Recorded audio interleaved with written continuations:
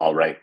So everyone, thank you so much for joining MoneySwell's webinar, Financial Fitness Made Easy: How to Overcome Financial Blockers and Streamline Your Way to Better Financial Wellness. So today we're going to be focusing on an overview of how you can use MoneySwell to improve your financial health.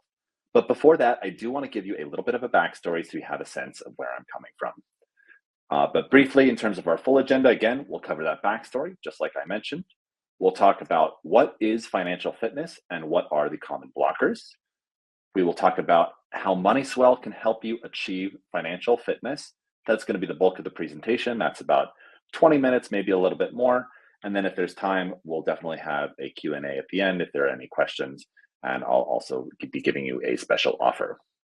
So just so you have a sense of who I am and where I'm coming from, my name is Ryan Lillis. I'm the co-founder and CEO of MoneySwell. I've been in software for roughly about 20 years. For most of my career, I've been with a large company. I've been with Adobe. But the more important thing is that for about 15 years of my career, I've spent time in consulting roles. And my job in those consulting roles has been to literally help hundreds of different companies of all different sizes improve their user experience of their websites and their apps. And now I've taken that experience and I put it into one of my other passions, which is personal finance.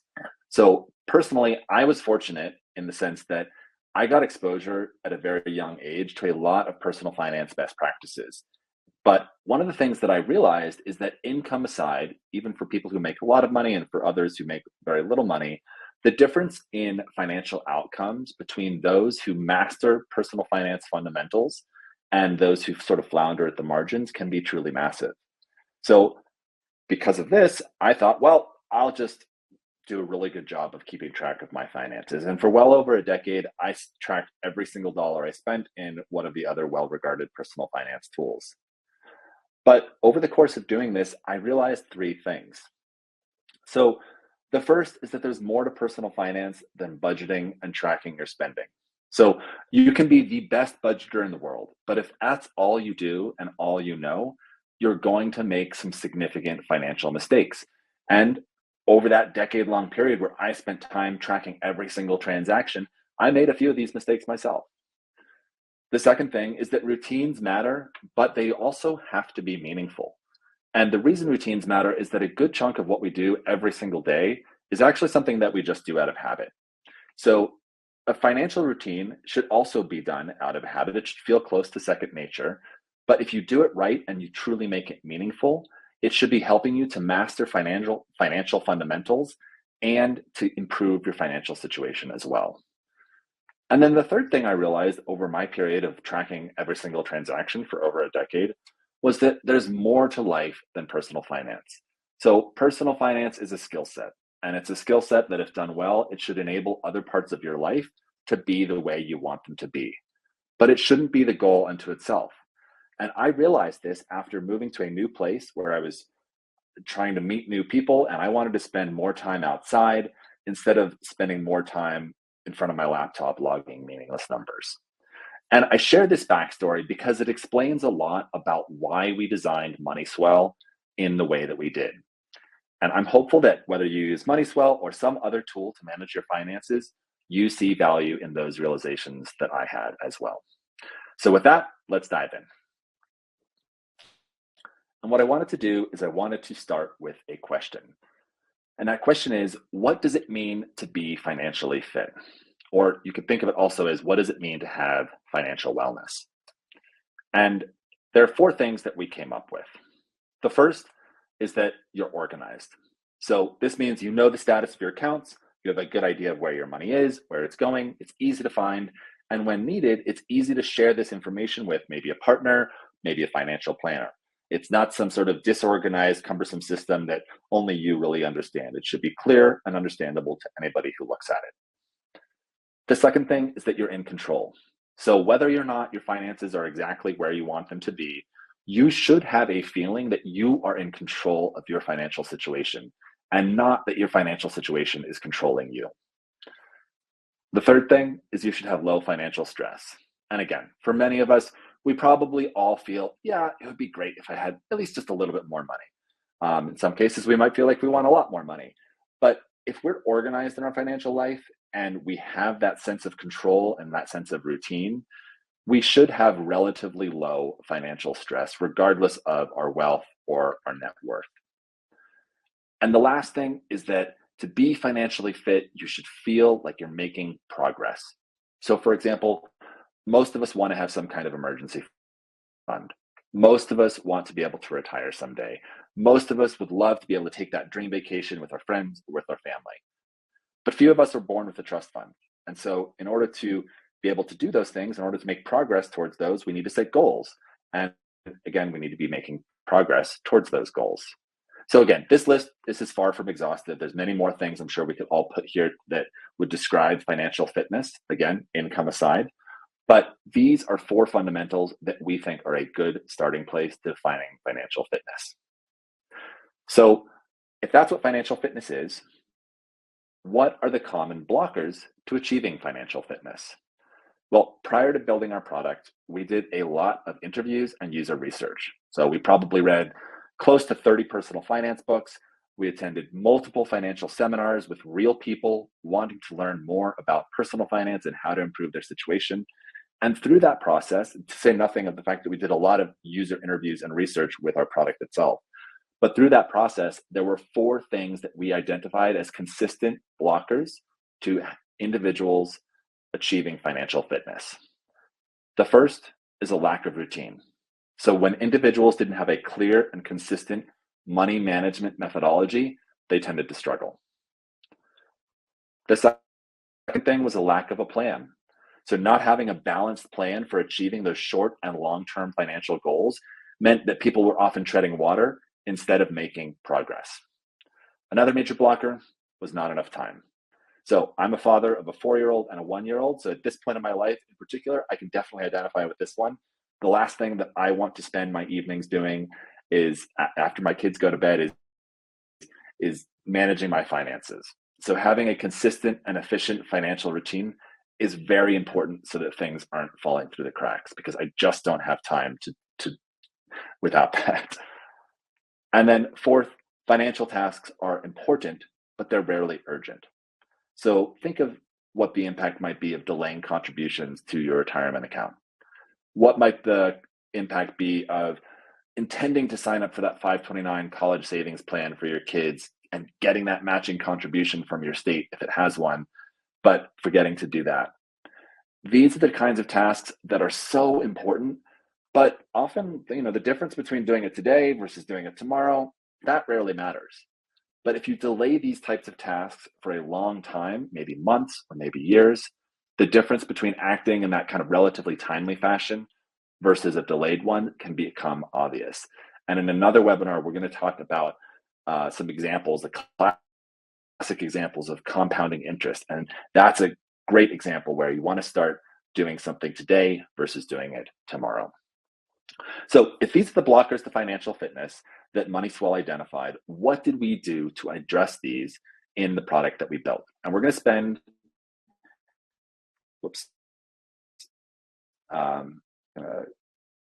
just jumped out of my presentation. I'm going to jump back into it. So we're going to spend about the next 15 to 20 minutes highlighting exactly how MoneySwell tackles these blockers to financial fitness. So the first, again, is lack of routine. So during the course of our user research, one of the things we consistently heard, probably from 80% of the people we spoke with, was this: I tried it, but I couldn't stick with it. I never knew what to do when I logged in. And the it, of course, that people were referring to was other personal finance tools that they had tried. So we took a close look at a number of other tools out there in the market, and there were 2 major themes that we discovered. The first was other tools had a dedication to ads. So here are a couple screenshots from a tool in the market. And these tools, they were just cluttered with ads. So in short, the product that they were offering wasn't actually primarily a personal finance tool for users. It was actually an advertising real estate location for credit card companies or other financial companies. So it was no surprise that users didn't know what to do or that they couldn't stick with it when they logged in. It's not pleasing to log into an app that's primarily dedicated to showing you ads. And an important theme in personal finance is consistency. So if users aren't consistently engaging with the tool, it's just not going to work for them. And the second thing, and we don't have a screenshot for this, but the second thing that most of these tools do is they just spit out a bunch of numbers and graphs at users. But this doesn't do anything to address that other blocker that we identified, which is, again, lack of routine. It's not helping them to build an impactful and meaningful and efficient financial routine. So what did MoneySwell do to address this? Well, we leveraged the age-old concept of the agenda. So I'm going to drop out of our presentation here, and I'm going to share my screen over here, and you can see the MoneySwell dashboard. If I'm moving my focus from one view to another, it's because I'm looking at two different monitors right now.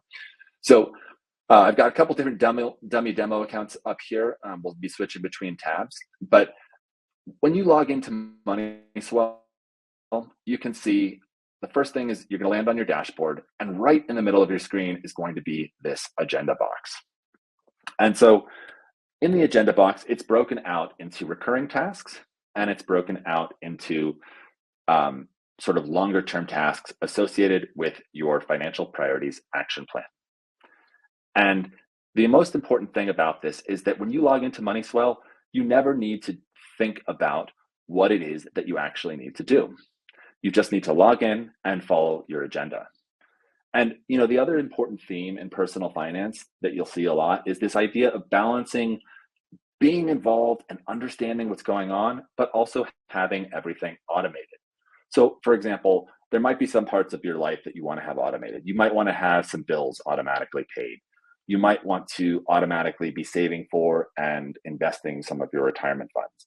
But on the other hand, it's still important to check in from time to time so you have a sense of what's going on. And that's exactly what this agenda box does. It's helping to strike that meaningful balance between involvement and automation.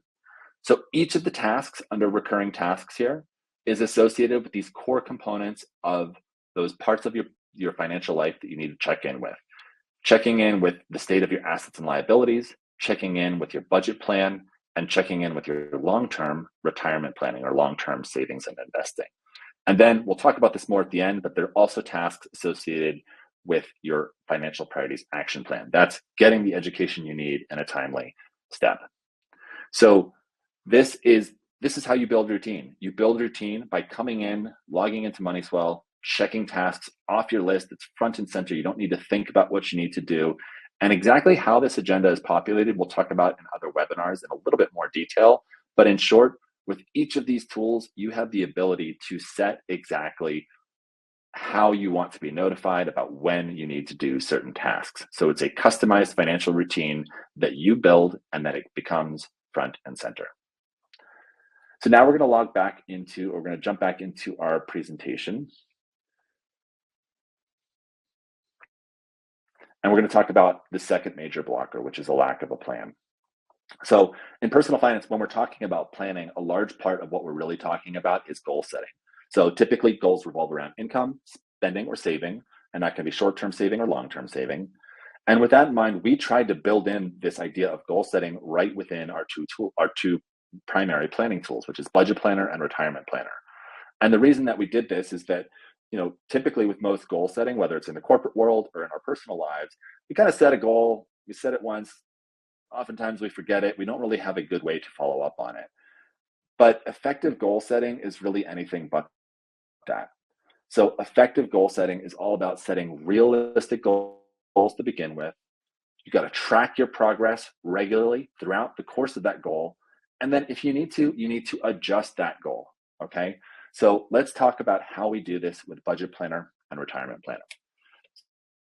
So again, I'm going to jump back over here and I'm going to, this is the place I want to be for Budget Planner.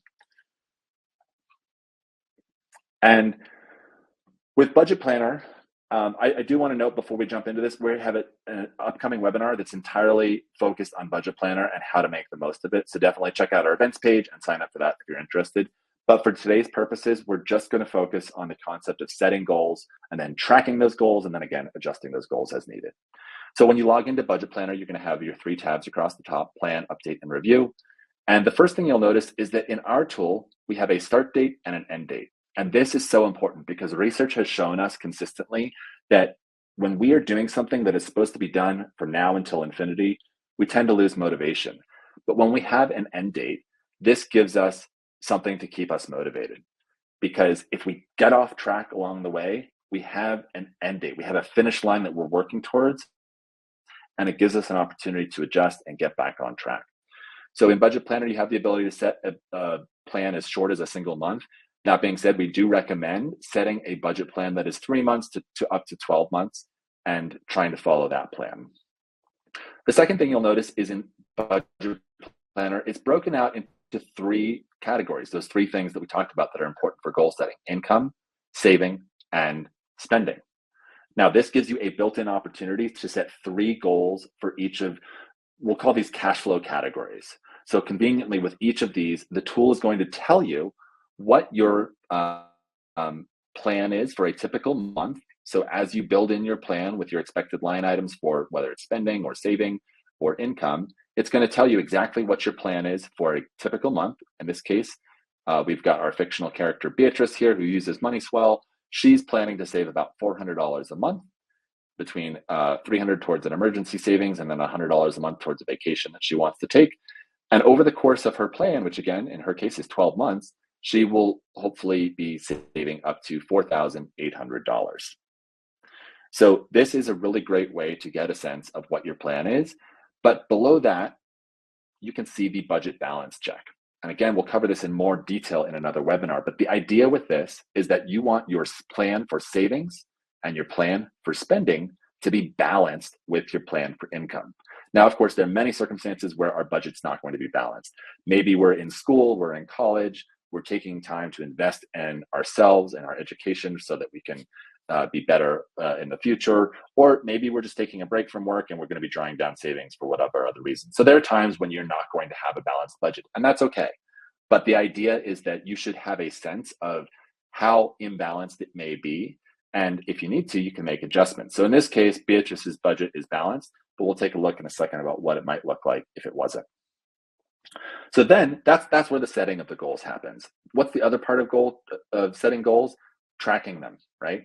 So that's what happens on the update tab. So we're going to go to a month where we know we have some data downloaded.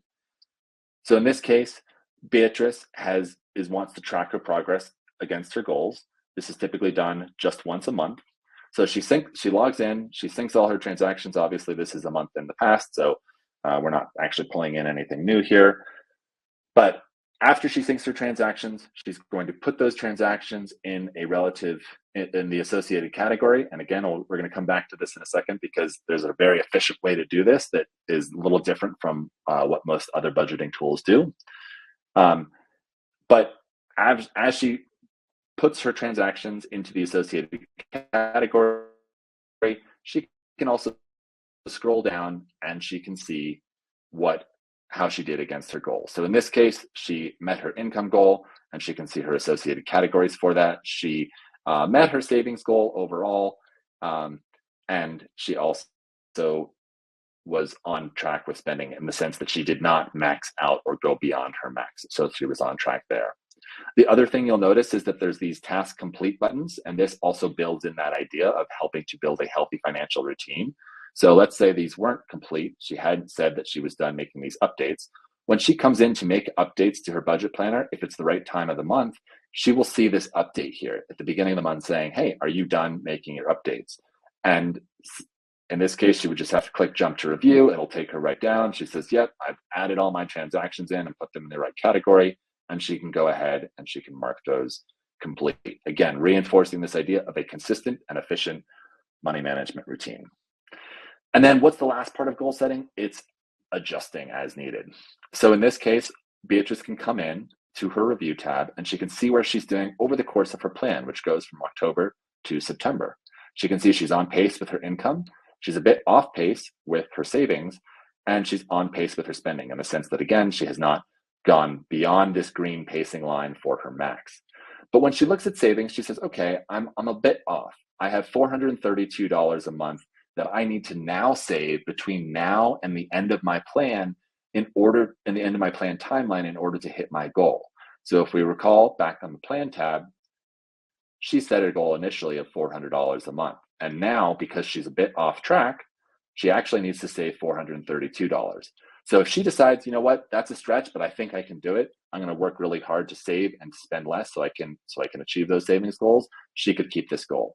But if she says, you know what, that just doesn't feel realistic for me right now based on my circumstance, she could go back to her plan tab and she could make some adjustments. So maybe she's going to only put $200 a month into her emergency savings, and maybe she's just going to put $75 a month into her Hawaii savings goal. Then she can come back to review. She can see, okay, now I'm actually on track based off of where I need to be. And now I only need to save $218 a month to hit my goal. That feels realistic. I'm going to stick with that. So this is that idea of making adjustments to your plan because you know exactly where you are. You set your goals, you're tracking your goals, and you're adjusting as needed. Now let's quickly look at the retirement planner, which is this other area of goal setting. So we've kind of talked about short-term savings, short-term goals. Now we're going to talk about long-term goals in the retirement planner. Again, we have a whole other webinar coming up that's going to dive deep into all of our exciting features of the retirement planner. It's one of the tools I'm probably most proud of because it does so many unique things that other tools don't do. But we're going to look at the goals and the goals and outlook section because that's probably where the goal setting takes place. Oh, and we're actually going to do that in our other account, which I just got logged out of. So let me just quickly log back into our demo account. Jump over to retirement planner and we'll go to goals and outlook. So again, this is our fictional character, Beatrice, and she's setting long-term goals. So this is something that she'll start by doing just once a year. So in this case, it's the year 2025, and she has set 3 long-term savings goals for this year. At a minimum, her goal is to hopefully save $5,000 towards retirement. Her target goal is actually $10,000 under sort of normal circumstances. And if everything goes really well, maybe she doesn't spend too much or she earns a bit more than expected, she has a stretch savings goal of $12,000. So she does this section just once a year. That's the initial part of setting her goals. Then on a monthly basis, she's going to be coming in and she's going to be updating her household income numbers, how much has she earned, and her retirement contributions. Now, if Beatrice gets a regular pay stub, she can easily just look at that pay stub and get these numbers from there. If she's getting a matching contribution for her retirement plan contributions, which many employers offer, then she will be able to see those, she'll be able to see those matching contributions by logging into her retirement planner's website and seeing not just her individual contributions, but also the employer matches as well up to that point in the year. And she will be prompted on a once a month basis to update these numbers. If for some reason she doesn't do it once a month and she misses a month and she comes back and she does it another month, that's also fine. But this achievement versus goals chart will only be as accurate as however up to date her updates are here. And again, this is going to be shown prompted with a little red bubble. So there's always going to be that gentle prompting and reminder to update these. So in this case, Beatrice can see, okay, she's ahead of her minimum savings, goal from a savings perspective. She's saving about 6.5%. But if she's saving at her target number, which is $10,000 based off of her expected income, she needs to be saving a bit more. And then again, she can see how close she is to her minimum thresholds from a dollar perspective. But the other part of this planning is looking at what will this do if I set these goals for savings at a given rate? How will that affect me in terms of where I need to get to? So again, we'll talk about this in more detail in another webinar, but MoneySwell estimates based off of your current income and your current expenditures, what we think your nest egg, i.e. how much do you need to save and draw for a nest egg in retirement, what does that need to be? So we give you 3 sort of estimated numbers, a low, a medium, and a high goal. And then we say, okay, based on your goals for this year, in Beatrice's case, she's again set 5,000, 10,000, and 12. So we can see those replicated here, 5, 10, 12. She can go in and she can see if I continue to save at this rate, when will I achieve my nest egg needs? So as she scrolls down, she can see, and I'll just scroll to right about here, she can see that if she saves at just her minimum, she's going to hit what we think will be her lowest nest egg need number by the time she's 68. But we can also see her goal retirement year is when she's 65. So she knows that if she continues to save at this rate, it's probably not going to be enough. The good news is for her, if she saves at her target rate, she'll actually hit her lowest nest egg need goal by the time she's 62. And if she saves at her stretch goal rate, she could potentially hit that by the time she is 65 years old. Now, obviously, nest egg need numbers can change. So nobody has ever gone planning for retirement, used a retirement calculator one time, and then 40 years later been like, okay, boom, I hit my goal, I'm done. It's an evolving process. And so as her income changes, as her spending changes, as inflation changes and things like that, her nest egg needs will necessarily change as well. So once a year, she will be prompted to update some of those values in which will then be fed into the nest egg needs options. But what this tool does is it helps her understand, am I on track for saving?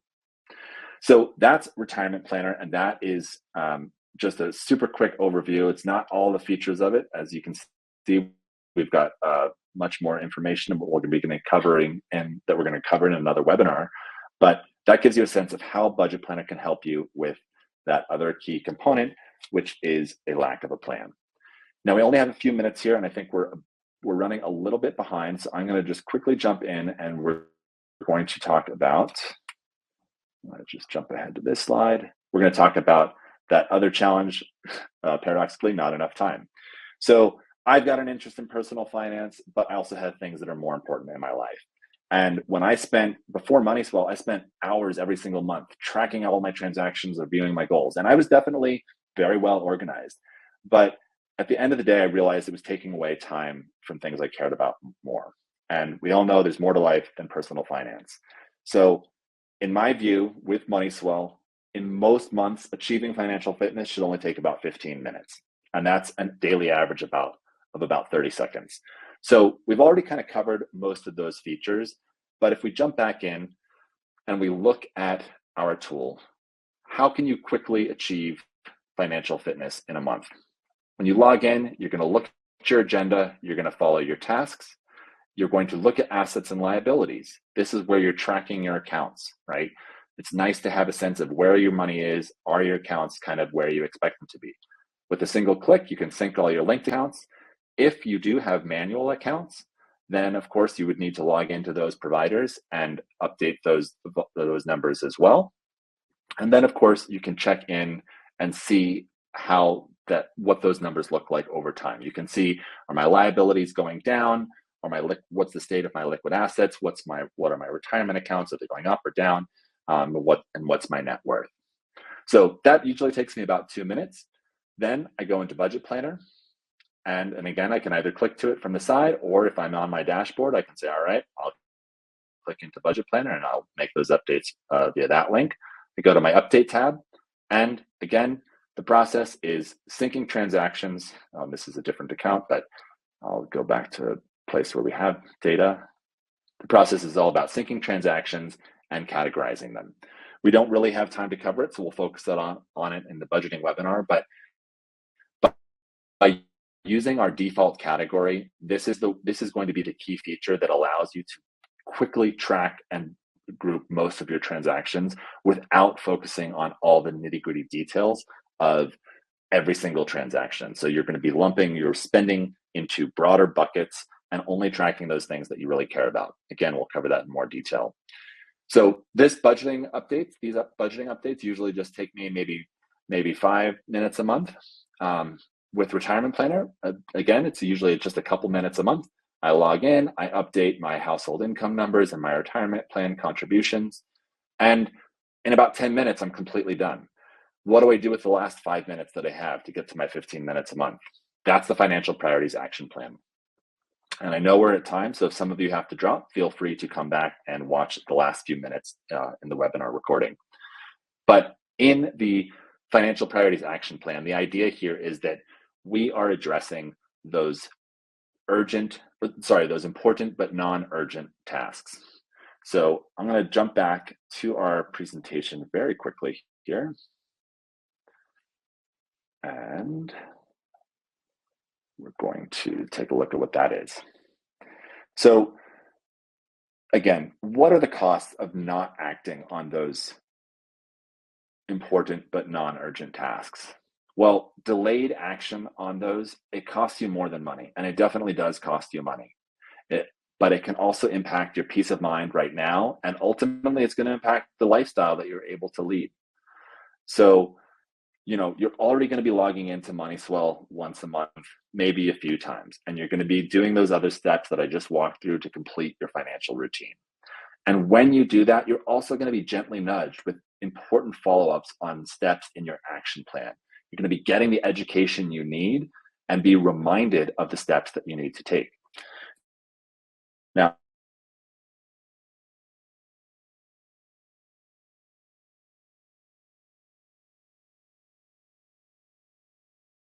you can check that off your list. You can also add your notes as it's relevant to your individual situation, and then you can mark it complete. I usually give myself anywhere from 2 to 5 minutes to read a few articles every month and then check them off my list. But if we jump back into our presentation here, and I will jump ahead a slide, we can go ahead and wrap this up. So again, financial fitness isn't about wealth. What it means is that you're organized, you're in control of at least the things that you can control, you have relatively low financial stress, and you're making and tracking progress against your goals. So obviously today we've demonstrated how MoneySwell can help you achieve financial fitness, but whatever methodology or whatever tool you use, I think you should be asking yourself, is this sustainable? Is it actually helpful? And is it simple? And if you can answer affirmatively to those questions, I think you're going to be on the right track. So with that, I think we have we are actually over time. But if you do have questions, do not hesitate to reach out to support@moneyswell.com. And you can, we'll be happy to answer any questions that you have there. And also, and I guess I will share a quick promo, which is an offer for 15% off of MoneySwell if you're not already a MoneySwell customer. So again, MoneySwell always starts with a 34-day free trial, so there's no credit card required. But if you do like it and you sign up for an annual plan, use the code WEB15 and you'll get 15% off your annual membership.